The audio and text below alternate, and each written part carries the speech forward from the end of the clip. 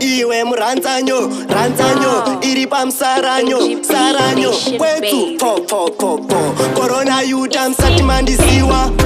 Kwazuwai matimai, kwazuwai matimai, matimai msazotiza kaninai, muchibereko ndakukanda sai. Baby dai wandipawo Nyibilibwila, iri kudiwa na mkoma sukulusula. Toda kunyorovedza yako sipilisira, kutumbo spakwa nemuraba wanyula. Baby dai wandipawo Nyibilibwila, iri kudiwa na mkoma sukulusula. Toda kunyorovedza yako sipilisira, kutumbo spakwa nemuraba wanyula. Baby kanizani nyime magunanzi, kulima utwani ndimbo tsenga binzi. Toda kukwesha zvese nemapasi, hapana chandosiya kusvikawo matanzi. Mabwadabwada ndichidoda-doda, ndiri pampedha zvangu ndichichoda-choda. Fulinywani wena ngoda-ngoda, hausi chibudu uri boda-boda.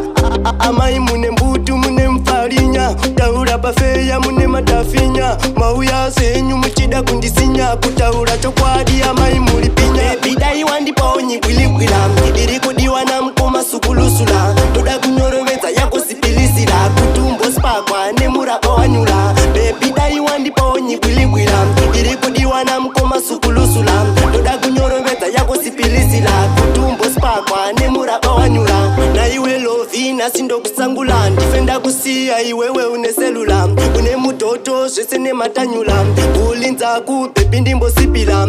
Ukandipa baby ndinokwedzura, zvemukati momo ndichinanzvira. Ndobata mbabwi iwewe uchikonyetera, ndiri pampedha zvangu uchikurungira.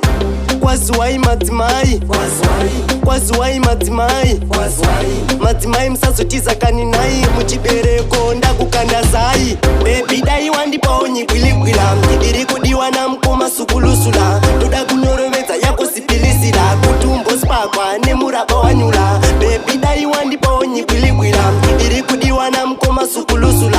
Toda kunyorovedza yako sipilisira, kutumbo spakwa nemuraba wanyula. Baby kanizani nyime magunanzi, kulima utwani ndimbo tsenga binzi. Toda kukwesha zvese nemapasi, hapana chandosiya kusvikawo matanzi. Mabwadabwada ndichidoda-doda, ndiri pampedha zvangu ndichichoda-choda.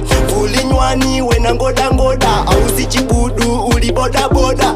Amai mune mbutu mune mfarinya, taura pafeya mune matafinya. Mauya senyu muchida kundisinya, kutaura chokwadi amai muri pinya. Baby dai wandipawo Nyibilibwila, iri kudiwa na mkoma sukulusula. Toda kunyorovedza yako sipilisira, kutumbo spakwa nemuraba wanyula. Baby dai wandipawo Nyibilibwila, iri kudiwa na mkoma sukulusula.